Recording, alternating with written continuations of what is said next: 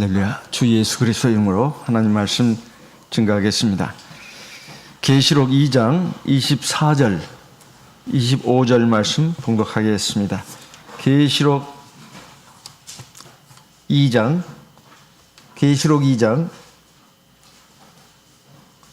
24절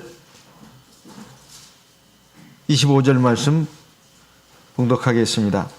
두아데라에 남아있어 이 교훈을 받지 아니하고 소위 사단의 깊은 것을 알지 못하는 너희에게 말하노니 다른 짐으로 너희에게 지울 것이 없노라. 25절 같이 읽겠습니다. 다만 너희에게 있는 것을 내가 올 때까지 굳게 잡으라. 28절 26절 이기는 자와 끝까지 내 일을 지키는 그에게 만국을 다스리는 권세를 주리니. 28절 내가 또 그에게 새벽별을 주리라. 29절 귀 있는 자는 성령이 교회들에게 하시는 말씀을 들을지어다. 우리 사람마다 하나님이 주신 두 손을 갖고 있습니다. 이 두 손은 아주 중요하지 않습니까? 물론 발도 중요하죠. 이 두 손으로 하는 일이 뭐냐 하면은 물건을 잡는 일에 아주 귀하게 쓰입니다. 우리가 어린 시절에는 주로 먹을 거 그리고 장난감 이것을 내가 좋아하는 거 뭐 손에 잡히는 대로 붙잡고 했습니다. 이제 성장해서는 잡아야 될 것이 있고 잡지 않아야 될 것이 있다는 것을 알게 됩니다. 어쨌든 학교에 들어가서는 이제 책을 붙잡고 또 연필을 붙잡고 노트를 붙잡고 공부를 합니다. 그리고 이제 쉬는 시간이 되면 공을 가지고 놀죠. 그리고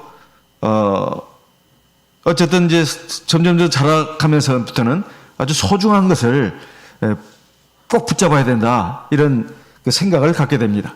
손으로만 붙잡는 것이 아니라 우리 육체적인 손으로만 아니라 사실 마음으로 붙잡는 것도 잡는다고 말합니다.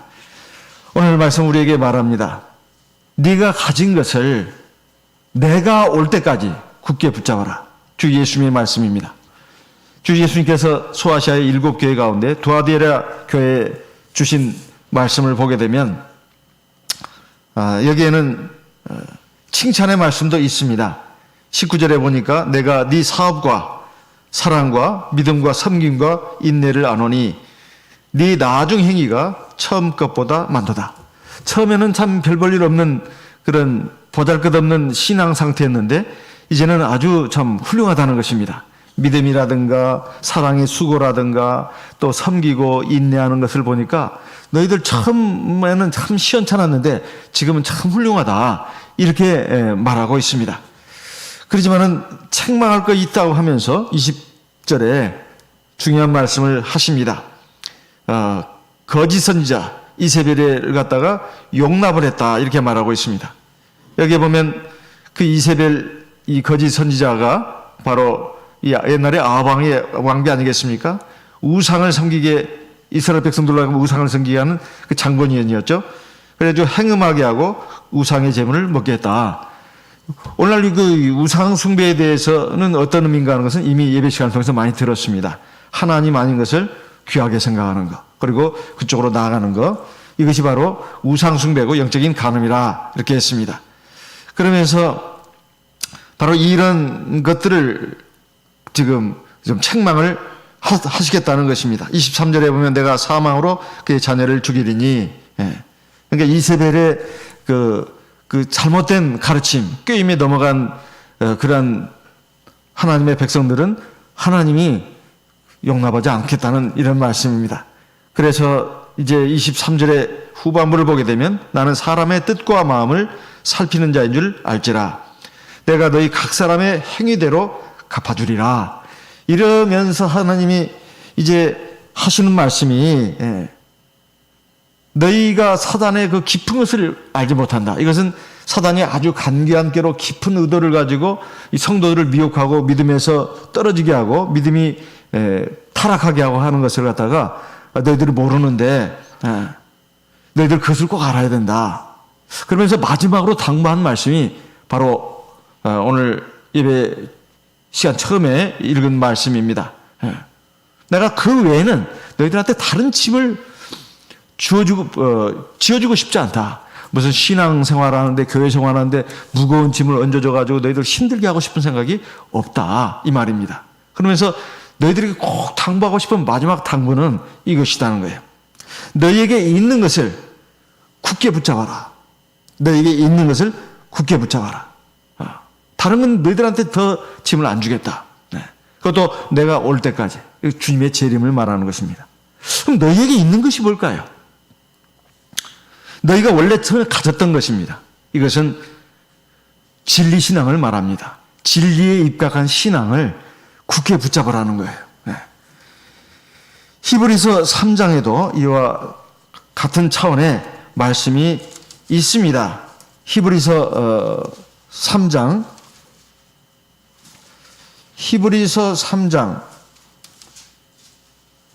14절에 히브리서 3장 14절에 우리가 시작할 때에 확실한 것을 끝까지 견고히 잡으면 그리스도와 함께 참여한 자가 되리라.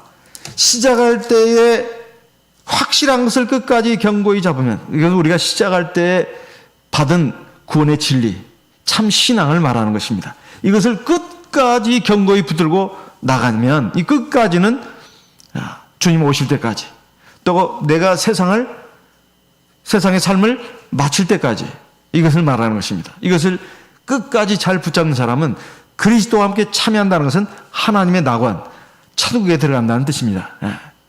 이것을 굳게 붙잡아라, 이런 말이에요. 이것을 디모데 후서의 3장 7절에 보면 사도 바울이 믿음의 아들 디모데에게 주는 말씀의 형식을 통해서 오늘 우리에게도 주고 있습니다. 디모데 후서 4장 7절, 내가 선한 싸움을 싸우고 나의 달려갈 길을 마치고 믿음을 지켰으니, 8절, 이제후로는 나를 위하여 의의 면류관이 예비되었으므로 주 곧 의로우신 재판장이 그날에 내게 주실 것이니 내게만 아니라 주의 나타나심을 사모하는 모든 자에게니라.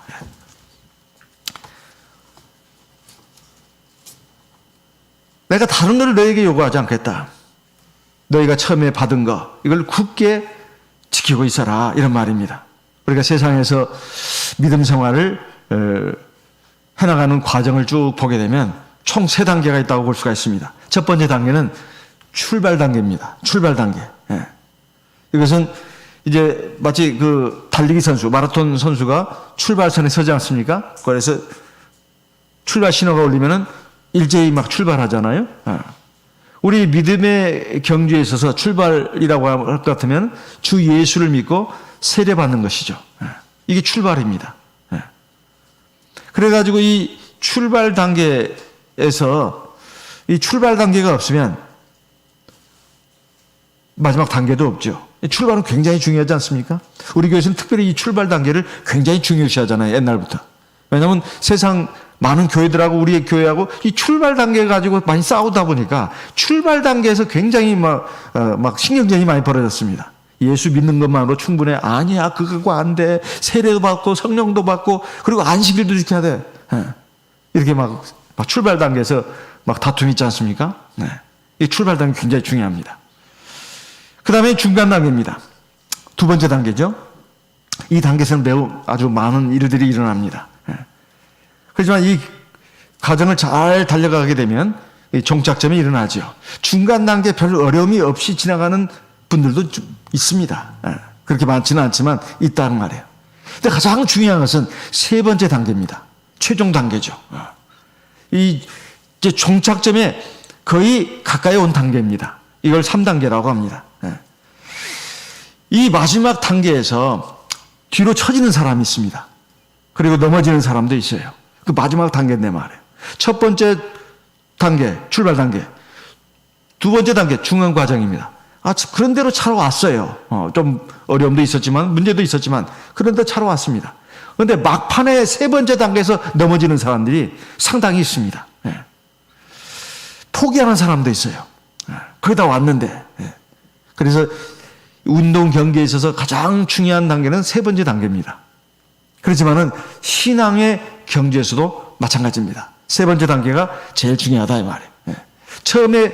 처음에 굳게 붙잡은 것을 끝까지 가지고 가야 합니다. 마지막에 가서 포기하면 그건 실패한다 이 말이에요. 그러면 지금까지 첫 번째 단계, 출발 단계, 그 다음에 중간 단계, 제2단계, 거기에서 많은, 좋은 일이 있었고, 수고도 있었고, 눈물도 있었고, 그리고 노력도 있었고, 그런데 이것이 전부 다 소용이 없게 됩니다. 완전히 무효가 되는 거죠. 그래서 우리 신앙이라고 하는 마지막 단계까지, 끝까지 가야 된다 이 말이에요. 특별히 주님께서 재림하시는 그날까지 그렇게 해야 됩니다. 근데 사실 성경에 보게 되면 이 마지막 단계, 주님이 재림하시기 직전의 단계에는 교회가 많은 환난을 만나도록 돼 있어요. 교회가 많은 환난을 만난다는 것은 교회에 소속된 모든 신도들이 공통적으로 어려움을 겪는다 이런 말입니다. 그래서 교회가 복음을 전하려고 해도 쉽게 복음이 전파가 안 됩니다. 이건 우리가 이제 뭐 게을러 가지고 노력을 안 해서 전파 안 되는 것을 거기다가 책임져 가려는 말은 아닙니다. 이제 세상 끝날 대환란 날이 오게 되면 이제 복음이 잘 전도가 안 돼요. 그래서 애를 써도 전도가 안 됩니다. 복음 전하는 거 굉장히 어렵습니다. 또 진리를 사람들이 안 들으려고 그래요. 받아들이려고 하지 않습니다. 그럴 때 하나님, 성령은 우리에게 많은 걸 요구하지 않습니다. 많은 걸 요구하지 않아요. 최후 단계, 마지막 단계 가서는 딱 하나를 요구하십니다. 그게 뭘까요? 내가 처음에 가진 거, 받은 거, 그것을 굳게 붙잡는 것입니다. 이것을 마지막 단계에서는 하나님이 우리에게 그걸 요구하셔요. 전도가 되고 안 되는 것도 이게 사람이 노력해서 되는 건 아닙니다. 사람이 게을름 펴서 된다는 말은 물론 아닙니다. 그렇지만 마지막 단계 가서는 사실은 복음 전하는 것이 굉장히 어려워져요. 그리고 이전에부터 신앙생활을 해온 성도들도 신앙을 지키기가 어려워집니다. 그러니 복음을 전하는 건 더더욱 어려운 일이 아니겠습니까? 그래서 네가 이미 갖고 있는 것을 절대 잊지 마라. 잃지 마라. 이걸 하나님이 요구하신다 이 말이에요. 예전에는 비행기는 아무나 타는 게 아니었습니다. 뭐 회사의 중역이라든가 그리고 높은 관직에 있는 사람 또는 뭐 학문을 하는 뭐 학자들 이런 사람들이 주로 비행기를 탔습니다. 중요한 일을 하기 위해서는 꼭 비행기를 타고 그 외국을 나가야 됐죠. 그러려면 굉장히 복잡했습니다. 비자도 받아야 되고 물론 여권은 당연히 있어야 되죠. 기간 만료되면 안 됩니다. 비자도 받아야 되고 그리고 이제 항공권도 사야 했습니다. 지금처럼 전자식이 아니었어요.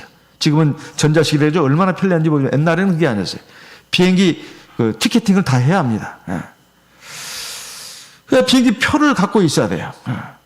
그래서 이제 공항에 가서 이제 개찰을 하려고 이렇게 보면 비행기 표가 없어진 거예요. 비행기 표가.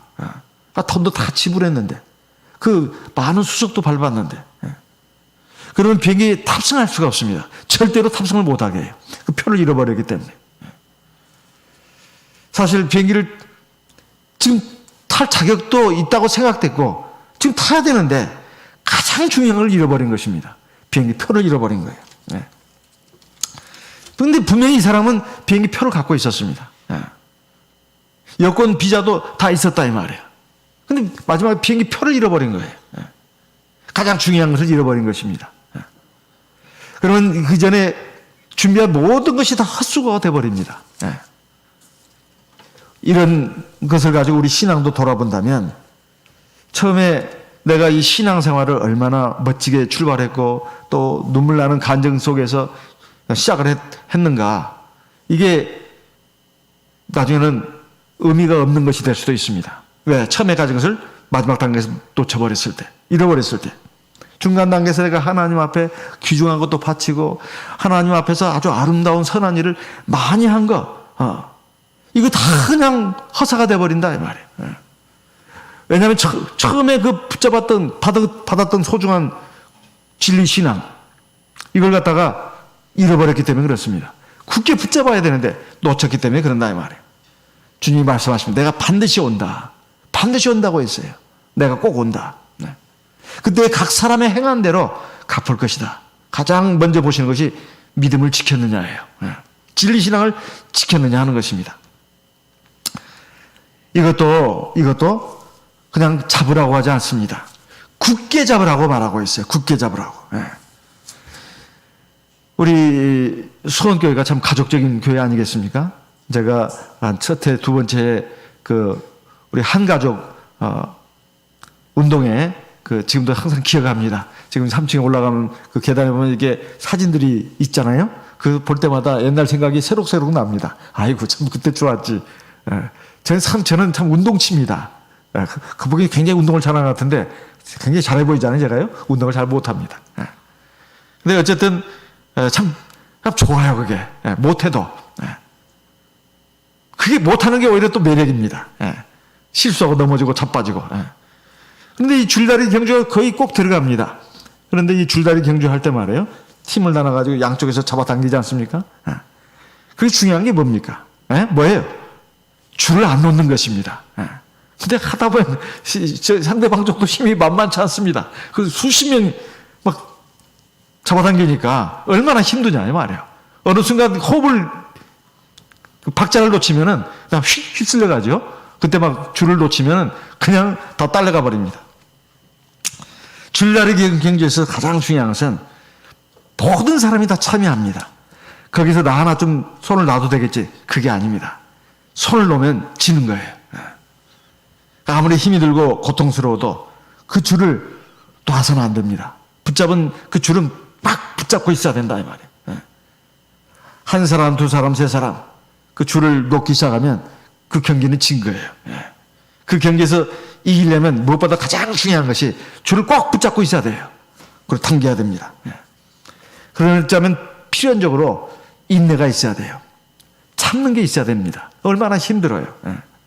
아무리 지치고 힘들어도 절대로 줄을 놔서는 안 된다 이 말이에요.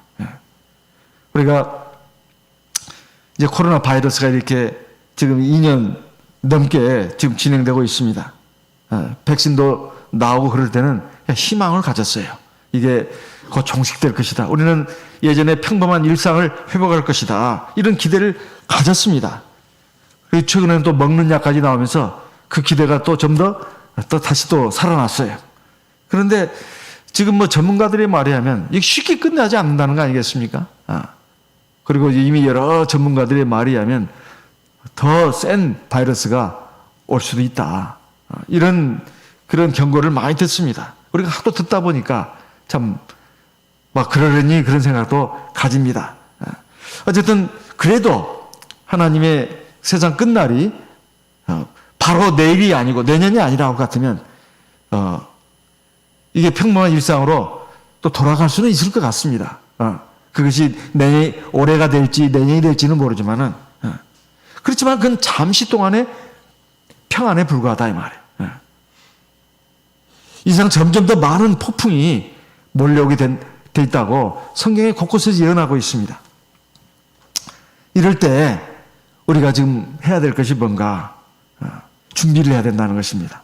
신앙을 더 굳게 붙잡고 또 키워야 된다 이 말이에요. 우리 영성을 키워야 됩니다. 그래서 계시록 2장 25절 아까 읽었던 말씀 보면 네가 가진 것을 굳게 지켜라. 굳게 붙잡아라. 이런 말이죠. 지켜라. 붙잡아라는 말이에요. 그런데 이것은 두아디라 교회에만 하신 말씀이 아닙니다. 빌라델비아 교회에도 똑같은 말씀을 하셨습니다. 계시록 3장 7절 말씀을 읽어보겠습니다. 계시록 3장 7절입니다. 계시록 3장 7절 빌라델비아 교회 사자에게 편지하기를 거룩하고 진실하사 다윗의 열쇠를 가지시니 곧 열면 닫을 사람이 없고 닫으면 열 사람이 없는 그이가 가라사대 11절 같이 읽어보겠습니다. 11절 내가 속히 이 말이니 네가 가진 것을 굳게 잡아 아무나 네 면류관을 빼앗지 못하게 하라. 네가 가진 것을 굳게 잡아라. 이것은 앞에 두아디라 교회도 말씀하셨고 그리고 뒤에 빌라델비아 교회도 말씀하셨습니다. 그런데 뒤에 그 각 교회 뒤에 나오는 말씀을 보면 성령이 교회들에게 하시는 말씀을 들을지어다 이렇게 돼 있어요. 그러니까 두아디라 교회나 빌라델비아 교회만 하신 말씀이 아니고 진리 성령으로 세워진 모든 참교회에 주신 말씀이다. 이렇게 우리가 이해해야 되겠습니다. 그러면 이게 네가 가진 것을 굳게 잡아라. 이 신앙을 끝까지 붙잡는다는 것이 사실 쉬운 일이 아니지 않습니까? 우리가 지금까지 믿음 생활을 하면서 느끼는 것이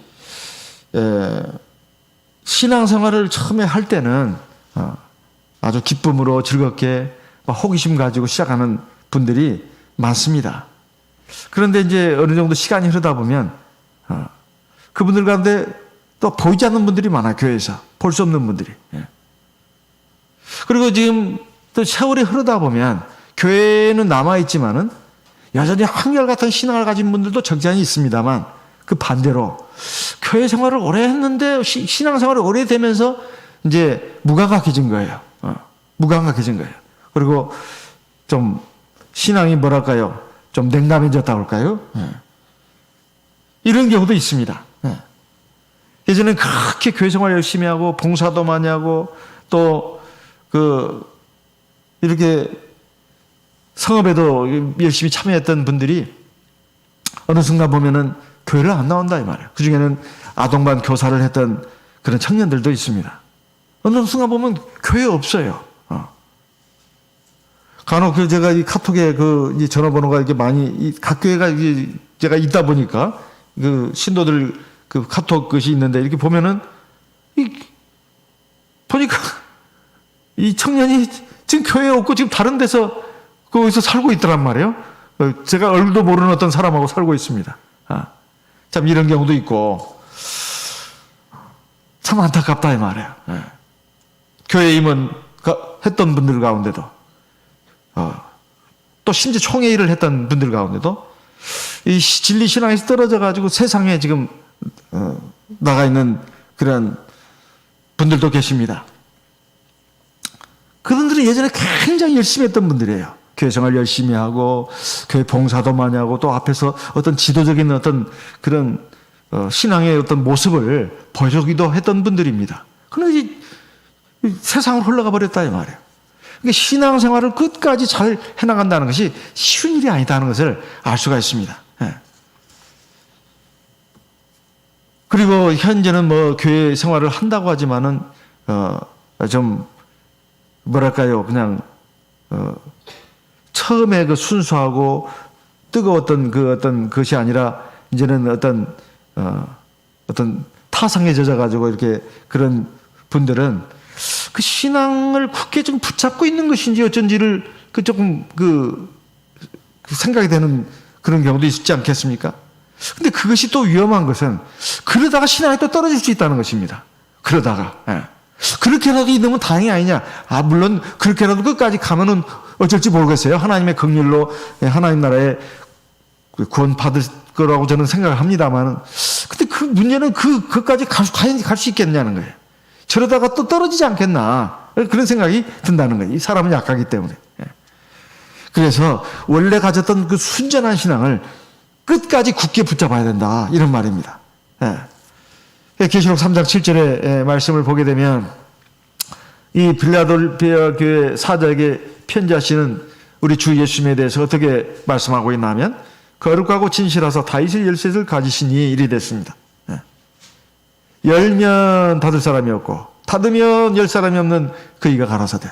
뭐 열면 닫을 사람이 없고 닫으면 열 사람이 없는 이 뭘 말하는 것일까요? 구원의 문을 말하는 것입니다. 구원의 문. 다윗의 열쇠를 가졌었다는 거예요. 주 예수님이 다윗의 후손으로 오신다고 이미 많은 선지자를 통해서 예언했습니다. 그래서 다윗의 후손으로 오신 주 예수님께서 구원의 열쇠를 갖고 있다는 거예요.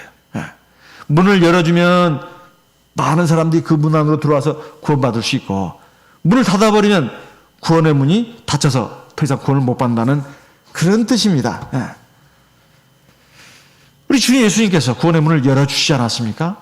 사도교회 시대에 이제 그 문이 열렸습니다. 참 복음이 진리가 전해졌다 이 말이에요. 성령이 강림하면서부터 주님의 몸된 참교회가 선 거 아니겠습니까? 사도교회입니다. 근데 사도교회가 어느 정도 시간이 흐르다 보니까 교회가 서서히 이제 변질되기 시작했어요. 예. 그러니 교회가 이 성령이 교회에서 떠나갔습니다. 예. 그래서 교회가 부패하게 됐죠. 교회가 정치 권력 세상과 야합하면서 부패하게 됐습니다. 예. 진리가 좀 떠났습니다. 예. 비록 로마 제국이 기독교를 국교로 공인했다 하더라도 하나님이 함께 하시지 않았어요. 이미 진리를 떠난 부패한 교회가 됐기 때문에. 그러면서 그 교회들이 수없이 분열되기 시작했습니다. 많은 교파들이 생겨났고 많은 교회들이 생겨났어요. 그런데 이제 하나님이 정하신 섭리를 따라서 말세에 늦은 미성령으로 참교회가 세워지게 되었습니다. 1917년에 우리 참교회가 출현되지 않았습니까? 그렇게 해서 지금 100여 년 이상의 세월이 흘렀습니다. 그렇지만 이 문이 말해요. 이 구원의 문이 언제까지나 영원히 열리는 게 아닙니다. 어느 날일 때면은 이 구원의 문이 닫힌다 이 말이에요. 현재까지는 아직 구원의 문이 닫히지 않았습니다. 그래서 지금 우리가 교회도 올 수 있어요. 교회 와서 세례도 받을 수 있습니다. 이번 코로나 바이러스 사태를 겪으면서 우리 한국뿐만 아니라 전 세계 우리 참예수교회에서 공통적으로 느낀 게 있어요. 우리가 교회에 올 수 있다는 이것이 영원히 계속되는 게 아니다. 이것을 우리가 이 코로나 사태 한 2년 전을 겪으면서 우리가 체험한 바입니다. 어쩔 수 없이 뭐 정부 방역 조치에 협조한다 해가지고 또 우리가 사회에 덕을 끼쳐야 된다는 그것 때문에 교회에서 예배를 못 드리고 가정에서 온라인으로 비대면 예배를 드렸습니다. 그런 날들이 상당히 많았어요. 지금은 정부 방역 조치가 많이 완화돼가지고 일정한 요건 안에서 교회에서 예배를 드리고 있고 종교교육도 지금 할 수 있게 됐습니다. 근데 언제 또 교회 문이 닫힐지 알 수가 없어요. 언제 또 새로운 강력한 바이러스가 나타나가지고 교회 문이 닫힐지 그건 아무도 모릅니다. 그것뿐만이 아닙니다. 지금은 뭐 크게 제약을 안 받습니다. 근데 우리 교회에서 전하는 진리가 사회 통념하고 안 맞는다는 거예요. 그래가지고 정부에서 교회 문을 닫게 할지 누가 알겠습니까? 이거 공산주의 국가나 가능하지 민주주의 국가가 가능하느냐? 그건 알 수 없는 일입니다. 우리가 교회에서 영원히 언제까지나 예배를 드릴 수 있다 이렇게 생각해서는 안 돼요. 교회에서 언제든지 뭐 맘만 먹으면 세례 받을 수 있다. 그거 장담할 수 없습니다. 교회에서 예배를 못 드리고 또 세례도 받을 수 없는 그 상황이 올 수도 있어요. 왜냐하면 교회 주의 일꾼들이 성직자들이 붙들려서 감옥에 들어간다면 세례를 베풀 사람이 없잖아요. 물론 그때는 이제 또 법 개정하겠죠. 성령 세례 받은 지 3년 이상 된 사람이면 누구든지 안수하고 세례 줄 수 있다. 아마 이렇게 또 될 수도 있을 것 같습니다. 제가 외국에 우리 목자님들이 써놓은 자료라든가 이걸 쭉 보게 되면 지금 코로나 기간 동안에 18세 이하 아이들은 교회 가는 것이 금지된 나라도 있다고 합니다. 저는 짐작이 됩니다. 어떤 나라인지. 어떤 나라에서는 바이러스 감염병 확산 방지라는 명목으로 교회에서 종교교육 하는 것이 금지가 됐다는 것입니다. 그래서 은혜의 문이 영원히 열려 있을 것이라 이렇게 생각해서는 안 된다는 것입니다. 그런데 지금은 다행히도 어느 정도 문이 열려 있습니다.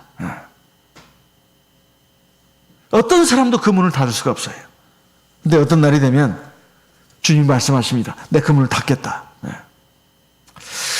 비행기 표를 갖고 있는데 항공권을 갖고 있는데 지체하게 되면 비행기 못 탈 수도 있습니다. 아무리 비행표를 갖고 있어도 시간이 늦게 오면 문이 닫힙니다. 못 들어간다 이 말이에요. 밖에서 아무리 문 열어달라고 소리쳐도 안 열어줍니다. 다시는 안 열리게 돼 있어요. 한번 닫힌 문은. 그래서 우리가 알아야 됩니다. 우리가 아직 지금 은혜의 문이 닫히지 않은 때에 살고 있다. 문이 닫히면 그 문 다시 열리지 않는다는. 그래서 서둘러서 우리가 은혜의 문에 들어갈 수 있도록 해야 되고 우리 가족들도 빨리 은혜의 문 안으로 들어갈 수 있도록 해야 됩니다. 계시록 3장 8절 말씀을 보시게 되면 볼지어다 내가 네 앞에 열린 문을 두었으되 능히 닫을 사람이 없으리라. 내가 네 행위를 아노니 네가 적은 능력을 가지고도 내 말을 지키며 내 이름을 배반치 아니하였도다. 왜 하나님이 지금 우리에게 은혜의 문을 열어주고 있느냐? 우리가 비록 적은 능력이지만 하나님의 말씀을 지키고 있다 이거예요. 그래서 은혜의 문을 지금 열어주고 있다는 것입니다. 근데 이것 말고 우리가 원래 가진 것을 굳게 붙잡아야 되는 그 중요한 이유가 있습니다. 아주 중요한 이유가 있어요. 그게 뭘까요? 계시록 3장 10절, 11절 말씀. 계시록 3장 10절입니다. 네가 나의 인내의 말씀을 지켰은즉 내가 또한 너를 지키어 시험의 때를 면하게 하리니 이는 장차 온 세상에 임하여 땅에 거하는 자들을 시험할 때라. 네가 인내의 말씀을 지켰으니까 나도 너를 지켜주겠다. 이렇게 말하고 있습니다. 어떤 때 지켜주겠다는 것입니다. 그것은 시험의 때, 세상 마지막 날 엄청난 시험과 환난이 온다는 거예요. 그때 우리를 지켜주시겠다는 것입니다. 이거 약속이에요. 이것은 꼭 우리가 처음 가진 진리신학을 끝까지 잘 지키면 하나님 나라에 꼭 들어간다. 그것이 제일 큰 것이고요. 두 번째, 이게 굉장히 중요합니다. 하나님 나라에 들어가기 전에 우리가 약해가지고 넘어질 수도 있잖아요. 너무나 어려움이 많으면. 근데 그 어려움이 많아도 그 어려움 가운데 우리를 지켜주신다는 거예요.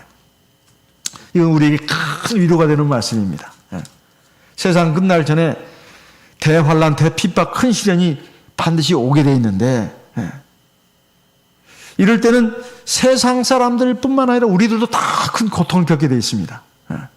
제가 청년회 때 또 젊은 좀 시절에 뭐 목자님들로부터 말세는 엄청난 환란이 오고 그런 말 들을 때마다 참 심란하더라고요.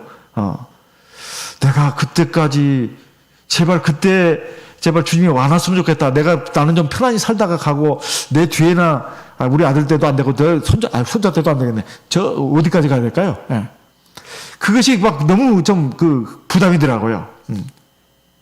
솔직히 그랬습니다. 저는 솔직하게 말씀드립니다.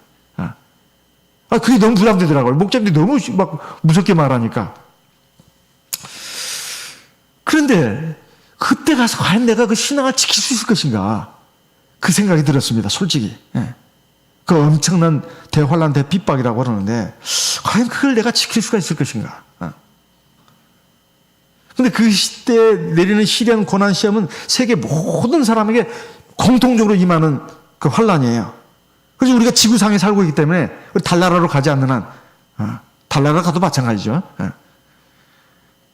그걸 도망갈 수가 없어요. 그런데 참 감사하게도 하나님은 우리에게 위로가 되는 말씀을 하십니다. 내가 그 환란의 때 너희들을 지켜주겠다. 조건이 있어요. 네가 나의 인내의 말씀을 준수한다면 이 말입니다. 네가 나의 인내의 말씀을 준수한다면. 하나님의 말씀은 말씀인지 무슨 인내의 말씀인가? 사실 하나님의 말씀을 지키는 데는 인내가 있어야 지킬 수 있다는 말입니다.